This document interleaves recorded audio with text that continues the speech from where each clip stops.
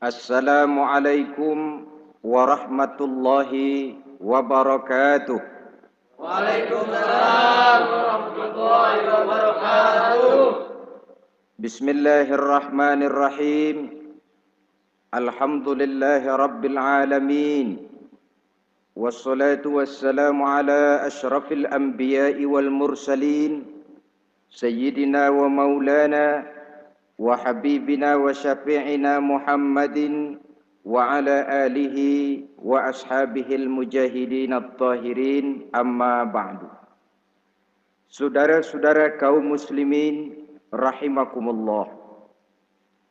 Pada pertemuan kali ini kita akan membicarakan riwayat Nabi Allah Ibrahim alaihi salam.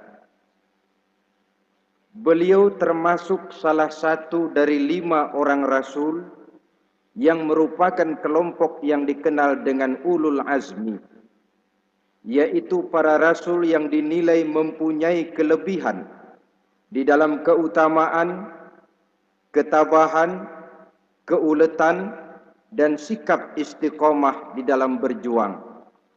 Jumlahnya ada 5, yaitu Nabi Nuh, Nabi Ibrahim, Nabi Musa, Nabi Isa, dan Nabi Muhammad alaihi wassalatu wassalam. Sebagaimana yang kita maklum bahwa Nabi Allah Ibrahim alaihi salam lahir pada masa pemerintahan Raja Namruz laknatullah alaih.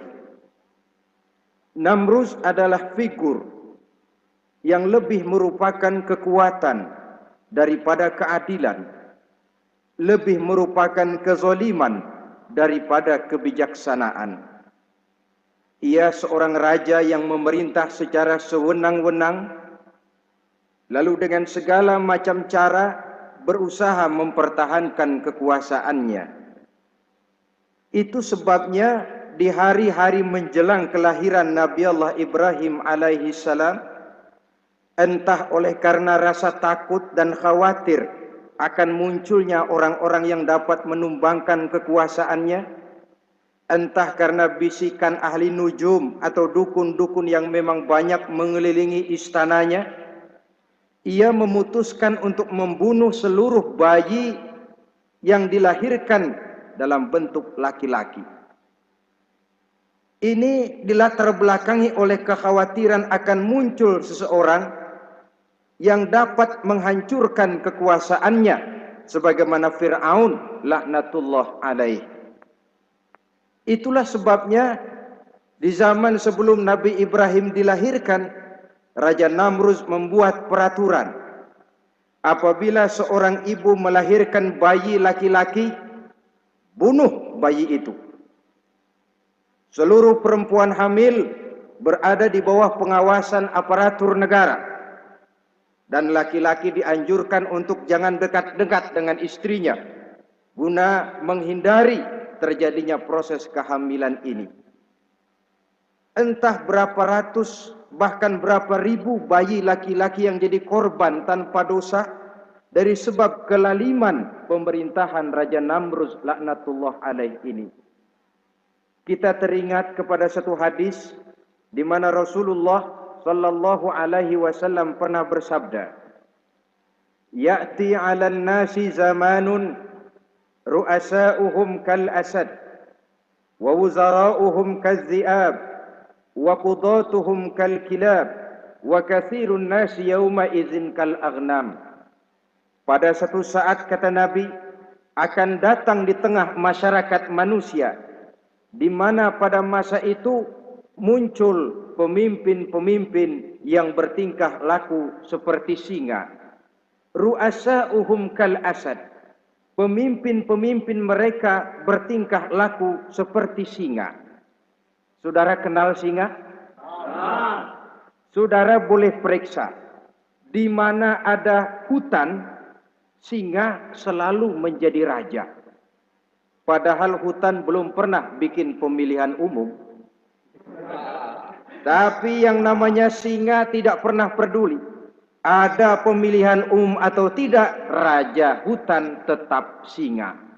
Kenapa? Karena singa menjadi raja di hutan bukan berdasarkan kebenaran, tapi karena kekuatan. Karena kuat, maka dia naik jadi raja. Soal benar atau tidak, soal lain. Maka sebagai akibatnya, setelah si singa ini naik menjadi raja hutan, dia bukan melindungi rakyatnya, malah makanin rakyatnya. Coba saudara lihat di hutan. Kambing rakyat hutan dimakan oleh singa. Ayam rakyat hutan dimakan oleh singa. Sapi rakyat hutan dimakan oleh singa. Inilah akibatnya karena singa naik berdasarkan kekuatan. Setelah naik bukan melindungi rakyatnya, malah makanin rakyatnya. Mental semacam inilah yang dimiliki oleh Raja Namrus laknatullah alaih. Cuma karena rasa ketakutan akan datang orang yang akan menumbangkan kekuasaannya, maka seluruh bayi laki-laki harus dibunuh tanpa dosa apapun. Itu akan datang di tengah masyarakat manusia, muncul pemimpin-pemimpin yang mentalnya seperti singa. Lah kalau yang jadi pemimpin sudah seperti singa, wa wuzara'uhum kazzi'ab. Yang jadi wazir, yang jadi menteri kata Nabi, lagunya seperti serigala. Nyetel ini. Kalau sudah pemimpin seperti singa, yang jadi menteri seperti serigala. Apa serigala itu? Saudara tahu dalam dongeng anak-anak, serigala itu kan binatang yang paling licik. Untuk terang-terangan dia tidak berani karena tidak punya kekuatan seperti sang singa. Maka dia pakai ilmu kelicikannya. Serigala itu kalau ingin makan daging ayam, pakai bulu ayam. Kalau kepengen makan daging kambing, pakai bulu kambing. Pendeknya, serigala binatang yang menghalalkan segala macam cara asal tujuan tercapai. Itulah serigala. Lambang dari sifat kelicikan. Lempar batu, sembunyi tangan. Pengen makan daging ayam, pakai bulu ayam, nyaruh jadi ayam. Pengen makan daging kambing, pakai bulu kambing, nyaruh jadi kambing. Ini akibat dari yang pertama tadi. Pemimpin seperti singa, lalu menteri pun seperti serigala. Efeknya kemudian yang segera menyusul apa? Wa qudatuhum kal kilab. Kalau pemimpin sudah seperti singa, menteri sudah seperti serigala, wa qudatuhum kal kilab, akan muncullah para penegak hukum yang mentalnya seperti anjing. Inna lillahi wa inna ilaihi raji'un. Penegak hukum yang mentalnya seperti anjing itu. Anjing, saudara lihat, anjing akan setia kepada siapa saja yang memberinya daging. Kalau dia disuruh jaga rumah, dia tidak bisa membedakan mana yang maling, mana yang tamu. Biar yang datang tamu, kalau nggak bawa apa-apa, pasti digonggong. Biar yang datang maling, kalau bawa daging, anjing kalem. Pokoknya siapa yang memberi saya daging, itulah majikan saya. Apa kata majikan saya, itulah yang saya laksanakan. Maka hilang kebenaran hukum, hancur norma-norma keadilan. Oleh karena apa? Oleh karena anjing dapat daging. Lalu dalam kondisi semacam itu, yang jadi rakyat bagaimana? Kata Nabi, wa katsirun nas yauma izin kal aghnam. Adapun kebanyakan orang pada masa itu, lagunya sudah seperti kambing. Saudara, kambing itu binatang yang cuma menang groyokan dan tidak punya alternatif. Namanya kambing, digiring ke lapangan embe. Betul kan? Betul. Digiring ke kuali embe, dikasih makan rumput embe, sampai pun mau dipotong masih embe juga. Tidak punya pilihan lain si kambing ini, tidak punya alternatif lain. Kondisi semacam inilah yang terjadi di masa pemerintahan Raja Namrus laknatullah alaih. Oleh karena diiming-iming, dibisiki oleh dukun-dukunnya, oleh nujum-nujum yang mengelilingi istananya, bahwa akan datang seorang anak laki yang kelak akan menumbangkan kekuasaannya, dia mengeluarkan peraturan. Ya, peraturan singa. Mulai saat ini diumumkan kepada seluruh rakyat, siapa-siapa perempuan melahirkan bayi laki-laki, bunuh hidup-hidup. Seluruh orang bunting di bawah pengawasan Hansip negara. Dan mulai malam ini, supaya semua kaum bapak jarang-jarang tidur sama istrinya. Namanya peraturan Namrus. Tapi apa yang memang Allah kehendaki untuk terjadi, pasti terjadi. Yaitu kelahiran Nabi Allah Ibrahim alaihi salam. Pada saat beliau terlahir ke alam ini, oleh ayahnya yang bernama Azar, disembunyikan di dalam sebuah gua.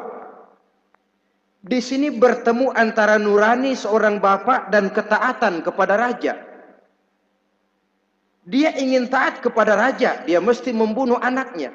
Tapi sebagai bapak, dia sayang kepada anaknya, dia harus selamatkan. Dicarinya jalan tengah, maka Ibrahim disembunyikan di dalam sebuah gua dengan satu perhitungan tentunya. Lu mati, ya nggak apa-apa, lu hidup ya syukur. Sebab ini pertimbangan dia akan bikin susah dia di masa yang akan datang. Coba anak bayi dalam kondisi apa adanya ditaruh di dalam gua, menurut perhitungan logika mati. Namun apa yang terjadi? Nabi Allah Ibrahim yang sejak masa bayi diletakkan di dalam gua, dipelihara oleh Allah. Lalu kalau Allah yang sudah memelihara, orang mana yang sanggup mendatangkan bencana dan mudarat? Untuk melangsungkan kehidupannya, Nabi Ibrahim itu mengisap ibu jarinya. Dan konon menurut riwayat, dari ibu jarinya itu keluarlah madu. Sehingga walaupun tidak didampingi oleh ayah dan ibunya, tinggal di dalam gua seorang diri, pertumbuhannya sebagai seorang bayi menjadi seorang anak, tumbuh dengan pesat sebagai lazimnya anak-anak yang lain. Dalam ilmu tauhid ini yang dinamakan irhas. Tanda-tanda yang diberikan kepada seseorang yang akan dipilih menjadi rasul pada saat dia masih anak-anak. Ini yang dinamakan irhas. Adapun kalau dia sudah diangkat menjadi rasul, maka tanda-tanda itu dinamakan mukjizat.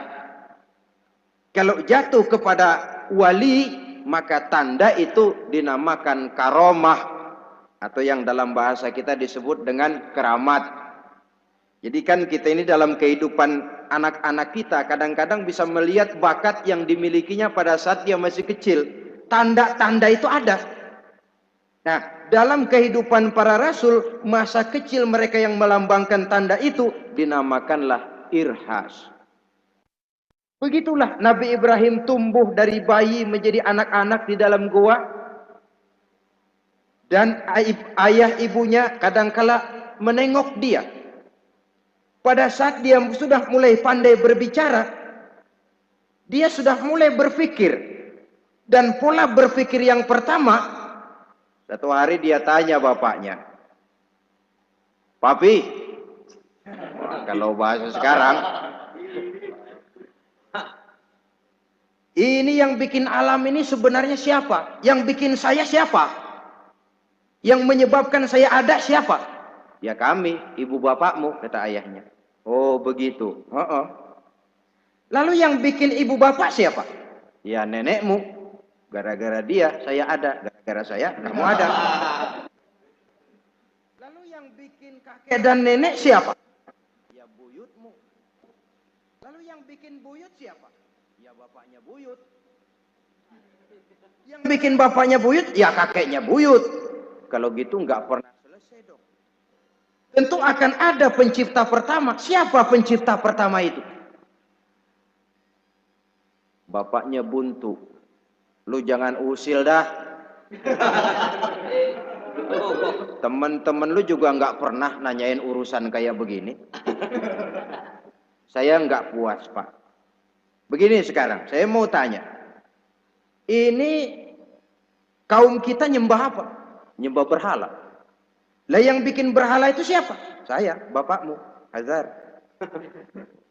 Kaum kita menyembah berhala, yang bikin berhala bapak. Kenapa nggak nyembah bapak aja kok tanggung-tanggung?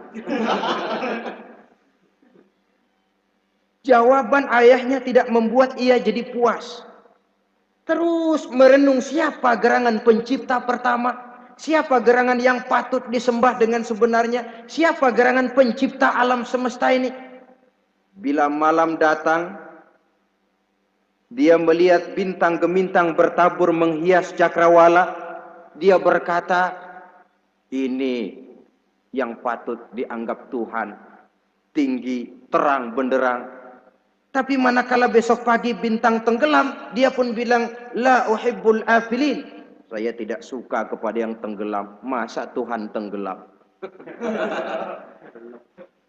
Ketika malam datang, bulan pun terbit. Nah, ini barangkali yang Tuhan. Ini lebih besar dari yang semalam.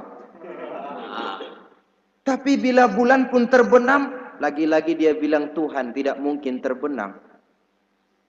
Lalu bila matahari terbit, nah ini nggak salah lagi. Ini lebih gede dari yang dua-dua kemarin. Ini pasti Tuhan. Dan manakala matahari terbenam, dia pun berkata, Tuhan tidak akan pernah terbenam. Perjalanannya mencari Tuhan ini bisa saudara baca dalam surah Al-An'am ayat 6 sampai dengan ayat 79.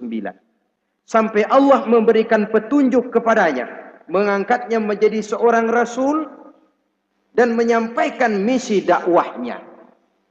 Saudara-saudara kaum muslimin rahimakumullah. Dakwah yang pertama dilaksanakan tentu kepada bapaknya, kemudian kepada kaumnya. Secara psikologis ini kan makan hati. Coba, kalau kita harus nasihatin orang lain yang tidak ada hubungannya dengan keluarga, barangkali biasa saja. Tapi nasihatin bapak sendiri, ini kan makan hati. Mau didiamkan saja, batil dan sesat. Mau diceramahin bapak sendiri. Tapi bapak tinggal bapak, kewajiban melaksanakan dakwah jalan terus. Ini berarti bahwa tugas amar ma'ruf dan nahi munkar memang tidak mengenal posisi. Begitulah saudara-saudara, sampai kepada satu hari Nabi Ibrahim melaksanakan dialog dengan kaumnya. Saudara-saudara, ma hadhihi tamasil allati antum laha akifun. Surah Al-Anbiya ayat 51.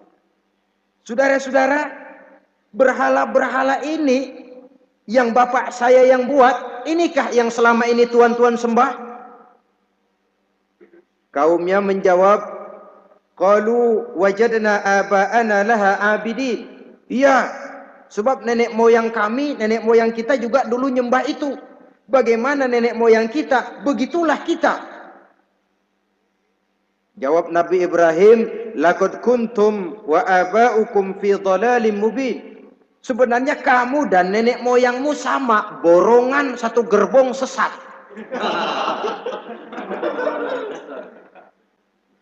Kok kamu ngikuti nenek moyang kamu? Mereka enggak berpikir, kamu enggak ikut berpikir. Mereka sesat, kamu ikut sesat.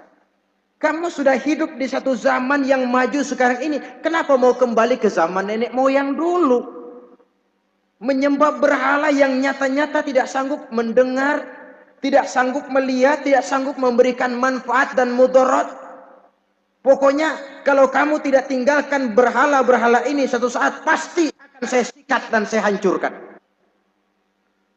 Saudara-saudara, prinsip dakwah itu memang tentu harus bil hikmah wal mau'izatil hasanah, dengan bijaksana dan dengan nasihat-nasihat yang baik.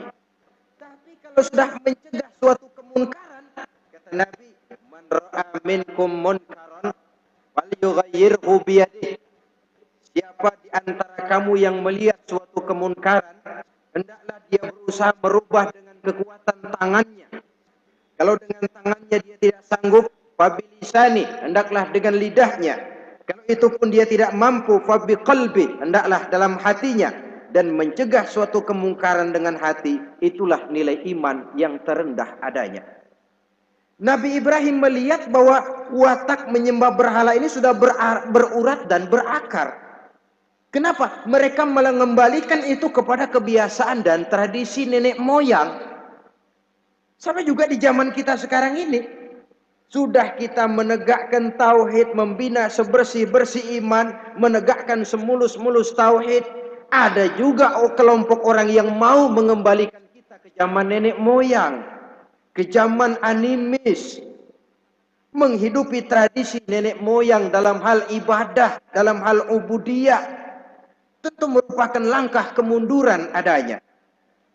Dan ini bukan barang baru. Umat Nabi Ibrahim sudah memberikan contoh. Kenapa kami menyembah berhala? Sebab nenek moyang kami menyembah berhala. Nabi Ibrahim jawab gampang aja. Iya lo borongan, segerbong, lempeng semua sesat. Kaum muslimin rahimakumullah. Dan bukan cuma kata, dibuktikan oleh Nabi Allah Ibrahim. Begitu Raja Namrus menurut satu riwayat bersama para tentaranya pergi berburu, Nabi Ibrahim ngintip-ngintip. Begitu Namrus keluar, beliau masuk. Kalau istilah kita, ke tempat Namrus ibadah, ke masjidnya dah. Di mana di situ tersimpan seluruh berhala yang mereka sembah, dari yang paling gede sampai yang paling kecil. Nabi Ibrahim masuk bawa kampak. Seluruh berhala-berhala yang ada di tempat itu habis dikampakin, hancur berantakan. Kecuali berhala yang paling gede, itu ditinggalin, nggak diapa-apain, dan kampaknya ditaruh di tangan berhala yang paling gede. Emang kebetulan tangannya lagi teracung begini, digantungkan kampak. Nabi Ibrahim keluar. Adapun Namrus, ketika dia pulang dari perburuannya, mau melaksanakan ibadah, bukan main terkejutnya melihat Tuhannya berantakan.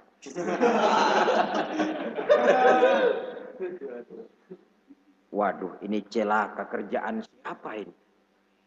Dikumpulkan para intel negara, staf-staf khusus. Ini ada supersip masuk kemari, mengganggu stabilitas peribadatan kita. Ini mesti dicari siapa biang keroknya ini. Cari sampai ketemu siapa yang menghancurkan Tuhan-Tuhan kita ini. Intel pun disebar.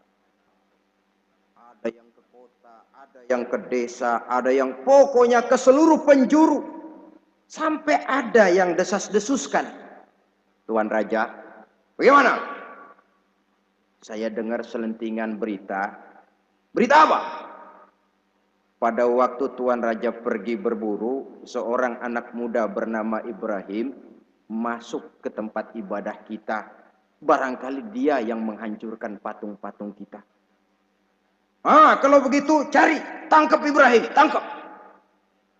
Panggil kepala intel. Dipanggil. Kamu cari orang namanya Ibrahim, tangkap. Kok ditangkap? Tangkap. Sebab menurut berita dia yang menghancurkan berhala-berhala kita. Ya tapi kan belum ada buktinya Pak. Soal bukti gampang belakangan, yang penting tangkap aja dulu.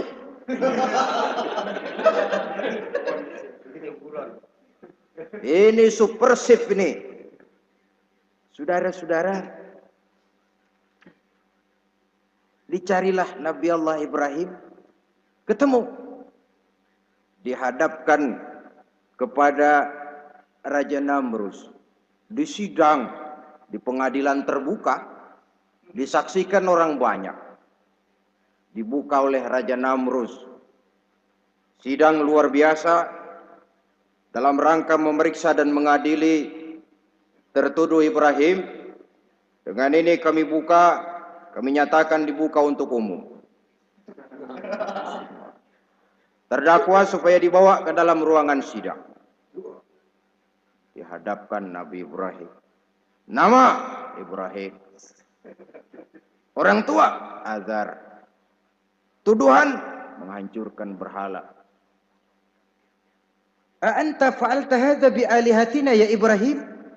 Hai Ibrahim, benarkah kamu yang menghancurkan Tuhan-Tuhan kami? Ah, siapa bilang? Ada berita yang sampai kepada kami. Ketika kami keluar, kau masuk ke tempat kami ibadah.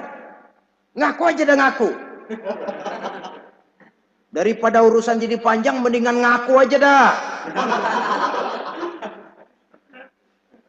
Kata Nabi Ibrahim, enggak. Bal fa'aluhu kabiruhum hadza.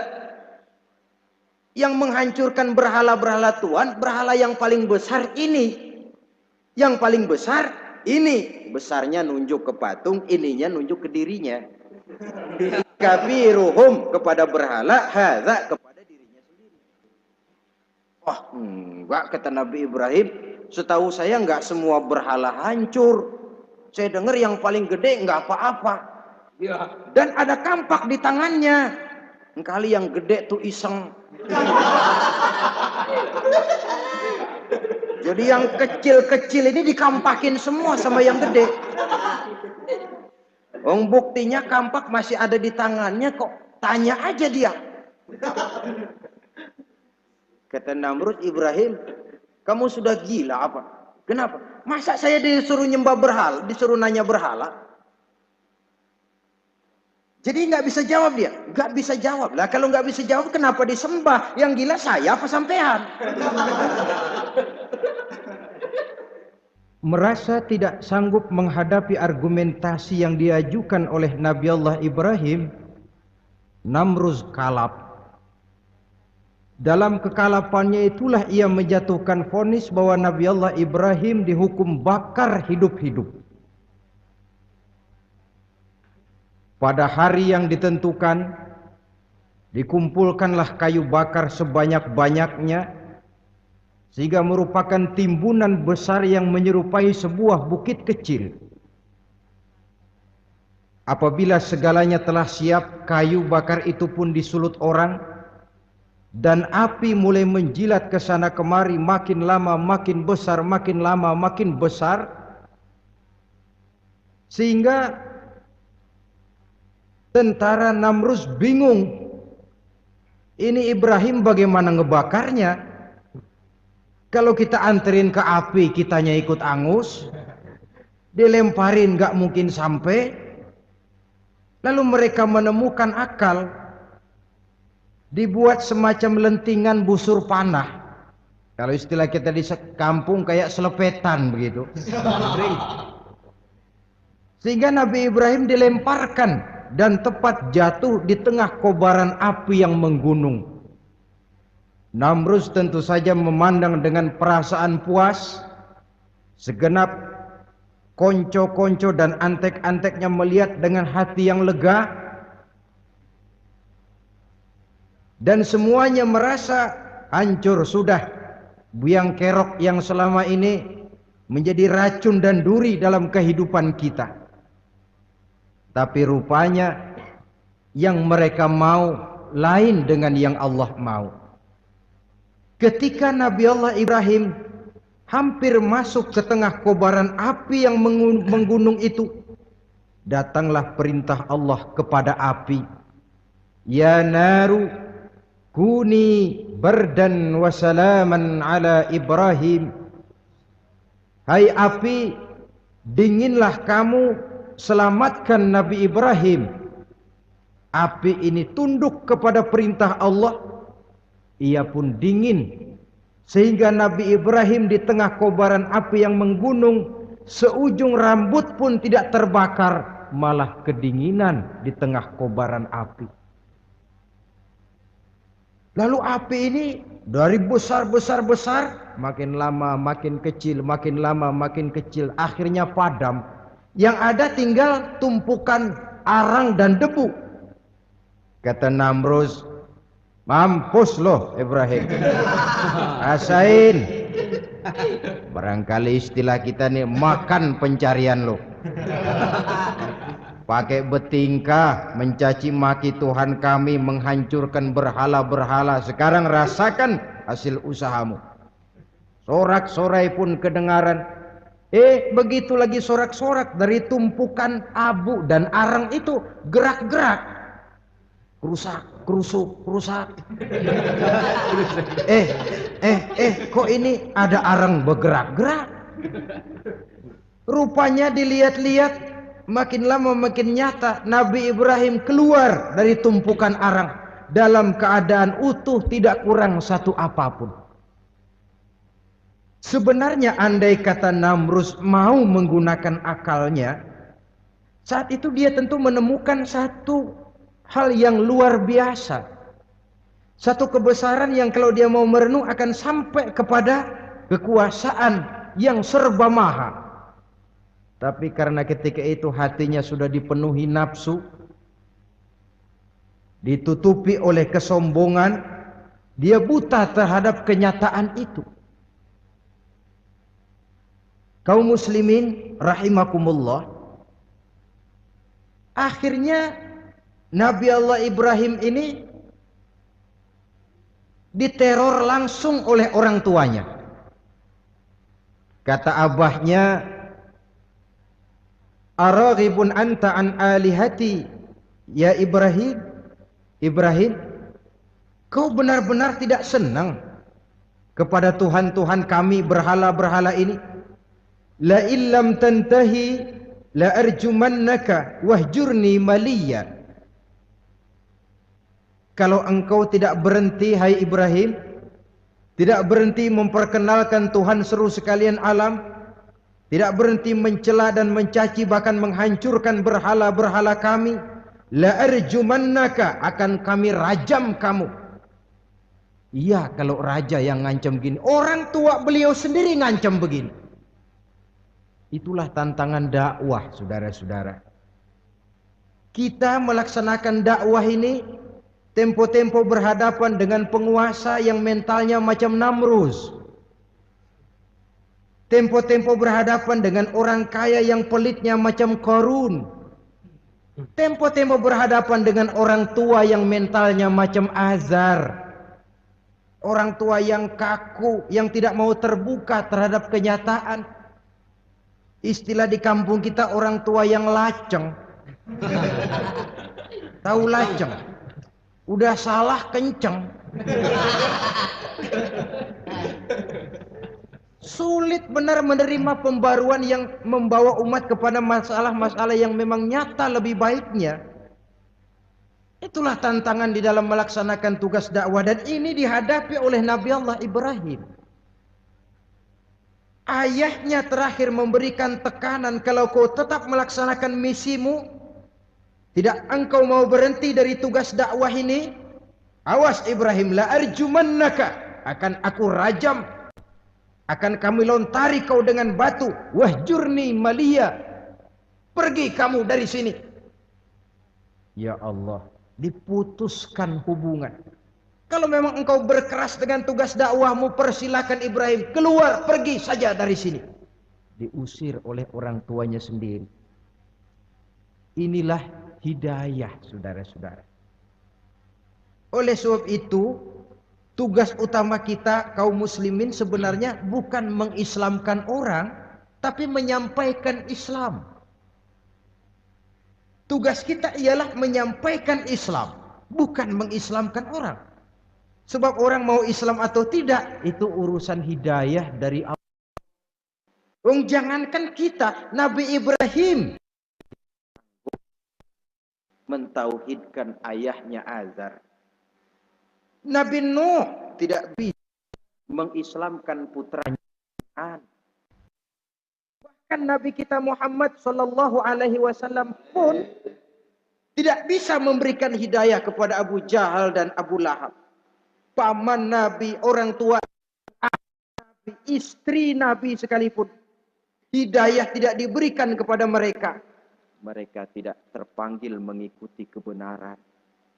Kalau sudah kenyataan ini yang kita temui, kembalilah konsep Quran. Allahumma inni qad ballaghtu, wahai Allah, seruanmu sudah saya sampaikan, dakwahmu sudah saya canangkan, ajakan kepada tauhid sudah saya sampaikan. Allahumma inni qad ballaghtu, sudah saya sampaikan ya Allah. Perkara mereka tidak mau ikut, itu karena semata-mata hidayah berada di tanganmu ya Allah. Kalau kemari landasan dakwah kita, insya Allah tugas dakwah kita berkelangsungan. Kalau tidak, makan hati. Kita pikirin, ya orang gua ajak benar-benar nggak mau. Ya, dipikirin. Saya ajak ngaji, malah dicaci maki. Saya ajak yang baik, malah saya dicemoohkan. Kok begini dakwah? Akhirnya dipikirin, sakit, jantungan. Sudah orang nggak kena kita ajak beriman, kita sendiri makan ke dalam. Itulah Quran meletakkan konsepsi dasar, sampaikan dakwah dengan baik, bil hikmah wal mau'izatil hasanah wajadilhum billah. Kalau ternyata metode sudah baik tapi orang tidak juga mau beriman, tanamkan Allahumma inni qad ballaghtu. Ya Allah, tugas saya cuma sekedar menyampaikan. Perkara mereka tidak mau, saya sudah menyampaikan ya Allah. Kelapangan jiwa akan kita temui di sana.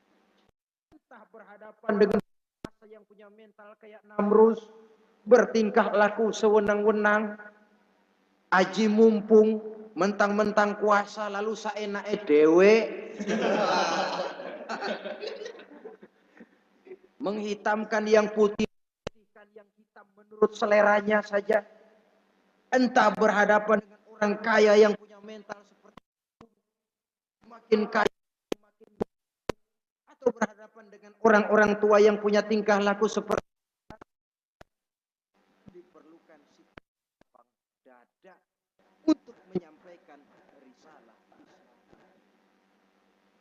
Terhadap reaksi keras dari abahnya ini apa? Kata Nabi Ibrahim, surah Maryam 47 menjelaskan, Salamun alaika sa'astaghfiru laka rabbi innahu kana bi hafiyya wa a'tazilukum wa ma ta'buduna min dunillah. Kalau memang begitu Abah, salamun alaika. Oke Abah, selamat jalan. Marilah kita tempuh jalan kita masing-masing. Saya memang anak bapak, tapi tauhid adalah prinsip. Saya ini prinsip.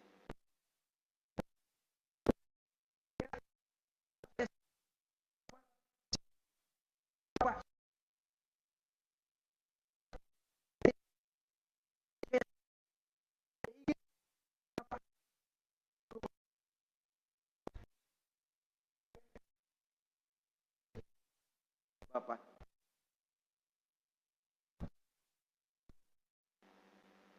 Astagfirullah. Saya akan memohon ampun kepada Allah untuk Bapak. Ampun.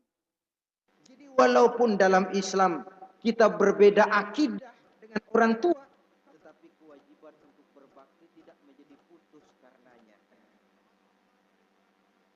Dalam surah Luqman dijelaskan, apabila kedua orang tuamu memaksamu untuk menyekutukan hati, tetapi sungguh pun demikian, wasahibhuma fid dunya ma'rufa, tetaplah engkau pergauli keduanya ini secara baik. Toleransi yang besar ditunjukkan oleh Islam. Dan lebih besar lagi Nabi Allah Ibrahim, sungguh pun sudah mengusir saya, menolak mentah-mentah ajaran, tetap juga menyembah berhala, tetap bersekutu dengan setan. Saya akan memohon ampun kepada Allah untuk Bapak. Wa atazilukum, saya akan menjauhkan diri dari apa yang Bapak sembah, dari apa yang kaum kita sembah selain daripada Allah. Bapak menyembah berhala, kaum kita ini menyembah berhala. Wa atazilukum, saya akan menyingkir dari semua itu. Selamat jalan. Istilah kita goodbye my dear.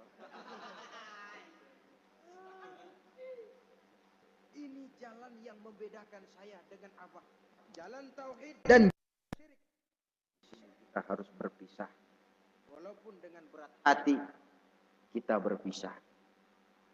Jadi keluarga dan akidah punya garis yang jelas. Umumnya, ya walaupun baik tapi memang harus ditingkatkan. Umumnya kita ini kan mayoritas merasa sebagai muslim karena kenapa kamu Islam? Bapak saya Islam, nenek saya Islam. Baiklah, itu pada mulanya memang harus begitu. Tapi kita tentu harus merasakan bahwa keberadaan kita dalam Islam tidak cukup cuma karena faktor keturunan. Dengan kata lain, kita harus memperbaiki kualitas keislaman kita. Inilah proyek utama kita sekarang, mengislamkan orang Islam. Saudara-saudara kaum muslimin, rahimakumullah. Maka Nabi Ibrahim pun meninggalkan orang tuanya, meninggalkan kaumnya, uzlah, hijrah ke tempat Baitul Maqdis, daerah di Palestina sekarang ini. Sejarah kehidupan kaumnya memiliki kemiripan. Rata-rata ditentang oleh kaumnya sendiri dan sebagian besar lalu hijrah. Itu barangkali memang resiko dari satu perjuangan. Nah, begitu tantangan yang dihadapinya dalam melaksanakan dakwah. Lalu cobaan-cobaan yang diberikan Allah kepada Nabi Ibrahim pun luar biasa. Pantas kalau beliau itu masuk ulul azmi dan mendapat titel Khalilullah. Nabi Ibrahim titelnya Khalilullah. Orang yang mencintai dan dicintai Allah. Khalilullah. Ini terbukti dari cobaan-cobaan yang dihadapinya. Pertama, dari perkawinannya dengan Siti Hajar, dengan Siti Sarah maksud saya, beliau tidak dikaruniai seorang anak pun. Umur sudah lanjut. Padahal anak kita tahu pelanjut sejarah, penyambung cerita si buah hati belahan jantung. Sampai pada satu hari Hajar musyawarah. Kalau bahasa kita, Bang, bagaimana Hajar? Lama juga kita sudah berumah tangga kan Bang? Lalu, dan kita sejauh ini belum dikaruniai seorang anak pun. Ya sabarlah. Pada waktunya tentu akan ada juga. Tapi kapan lagi Bang? Usia kita sudah cukup lanjut. Maksud kamu bagaimana Hajar? Begini sajalah Bang. Bagaimana kalau abang kawin saja lagi? Ya Allah, punya istri macam begini. Menyuruh lakinya kawin lagi. Tapi dasar Nabi Allah Ibrahim. Enggak mau saya kan cinta sama Hajar. Iya, soal cinta saya tahu. Dan saya tidak meragukan cinta abang kepada saya. Cuma masalahnya saya nggak bisa memberikan keturunan Bang. Bukan nggak bisa, belum. Sudahlah kawin saja lagi Bang. Nggak mau nggak mau. Istrinya nyuruh kawin, lakinya ogah-ogahan. Sekarang kan enggak, istrinya ngelarang kawin, suaminya malah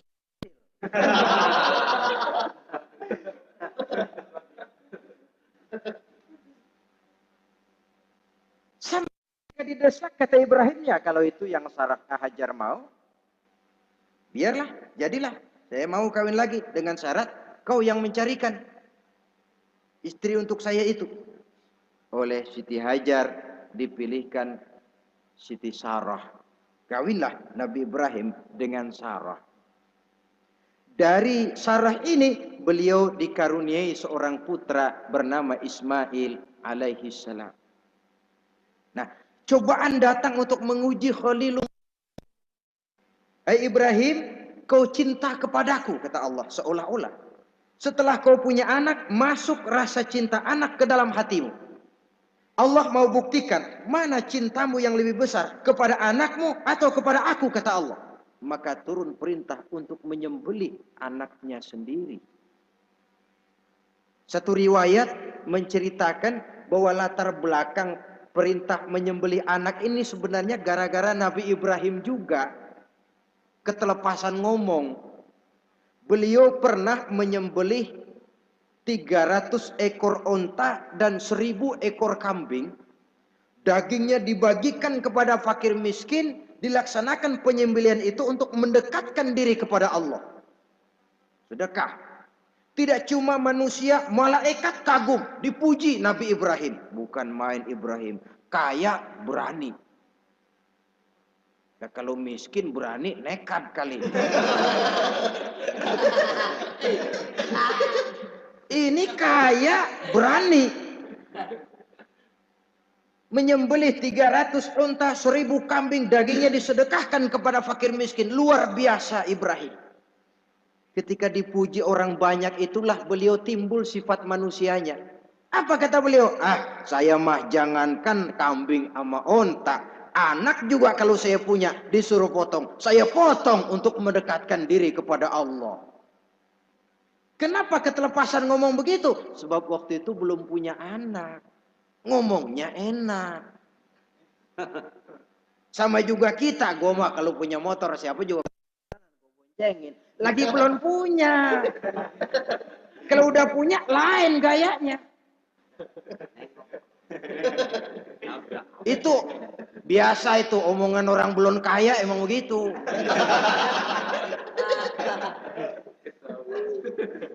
Saudara-saudara, sehingga omongan yang beliau sudah lupa bertahun-tahun bahkan puluhan tahun ini.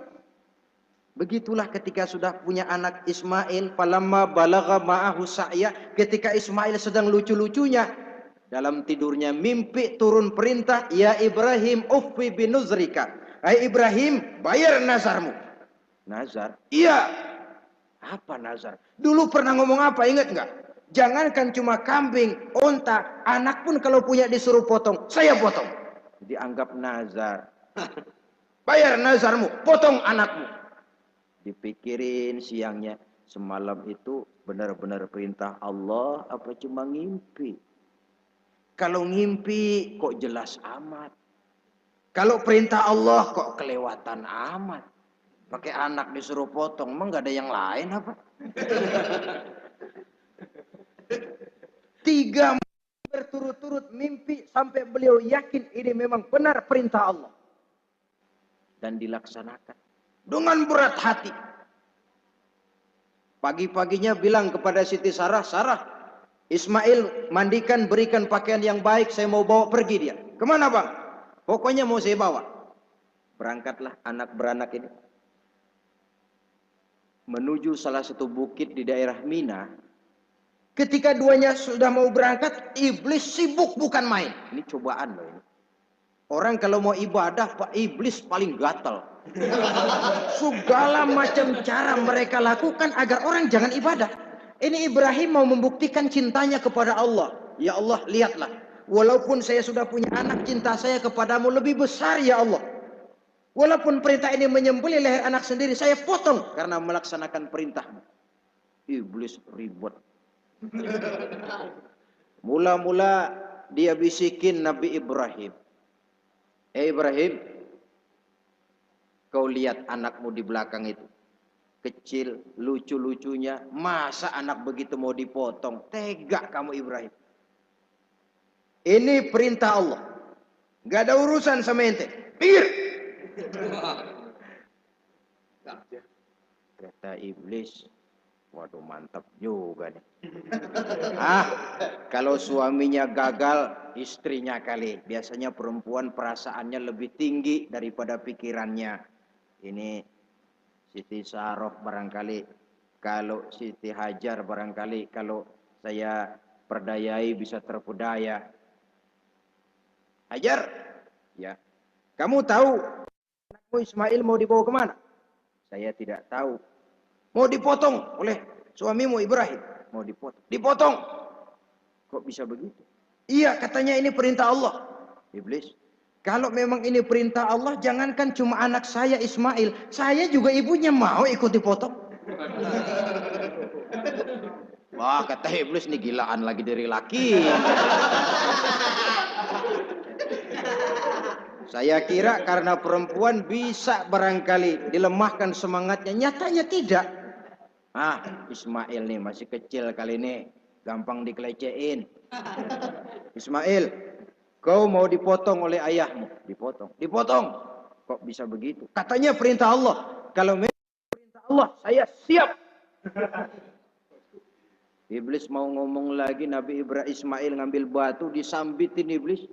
Izhab ya la'in, pergi, laknat, terkutuk kamu. Nyambitinnya itu sampai sekarang jadi ikutan dalam salah satu pelaksanaan ibadah haji yang disebut jumrah, ngelontar. Itu simbol permusuhan abadi antara manusia dengan iblis. Jadi kalau ada orang mau berbuat baik, iblis itu datang dari 3 penjuru. Dari bapak, dari anak, dari istri. Kadang-kadang bapaknya nggak kena, istrinya dibujukin. Laki luno sok loyar mau nyumbang masjid. Jangan kasih duit, simpen aja baik-baik. Istri nggak kena, anak. Segala macam cara iblis berusaha. Baru sampai di bukit yang dituju, Nabi Ibrahim buka kartu. Ismail, Abah diperintah Allah menyembelih lehermu. Bagaimana? Kerjakan apa jangan? Kalau memang itu perintah Allah, kerjakan Abah. Insya Allah Abah akan menemukan saya termasuk orang sabar. Ini jawaban anak soleh. Coba kalau jawaban anak pinter nggak soleh, bukan begitu. Ismail, saya disuruh motong lehermu, bagaimana? Kenapa saya Pak? Bapak aja yang tuaan potong.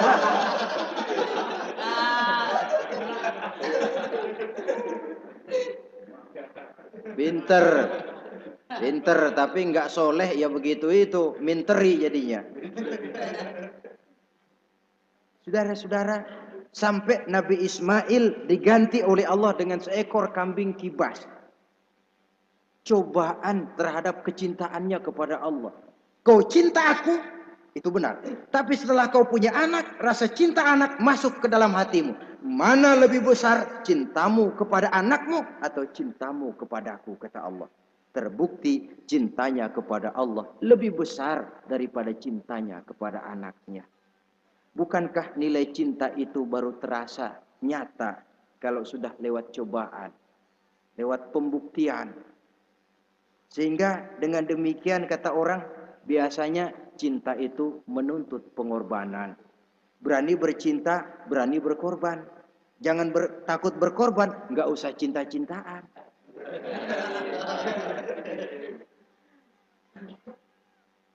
Saudara-saudara, sebab kalau orang sudah berbuat untuk sesuatu yang dicintainya, sangat boleh jadi si lemah akan jadi kuat, yang jauh jadi terasa dekat, yang takut jadi berani. Kalau orang sudah melakukan sesuatu untuk yang dicintainya.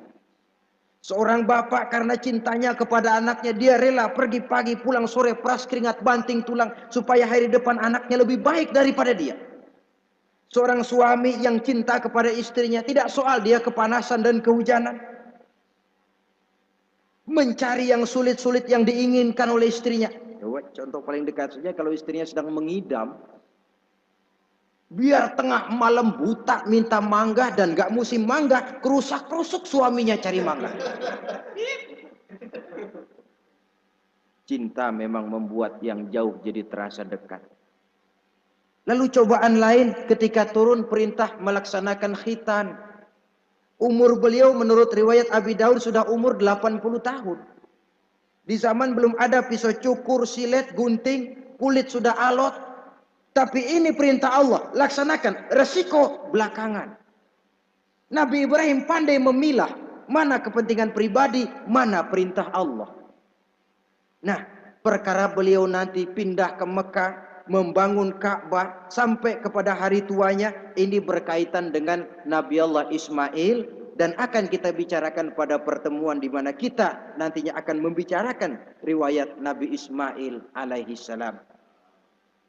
Untuk riwayat Nabi Ibrahim, walaupun serba singkat, hingga ini sajalah dahulu, dan mudah-mudahan menjadi tamsil, ibarat dan contoh yang bisa kita jadikan pegangan di dalam kehidupan kita sehari-hari.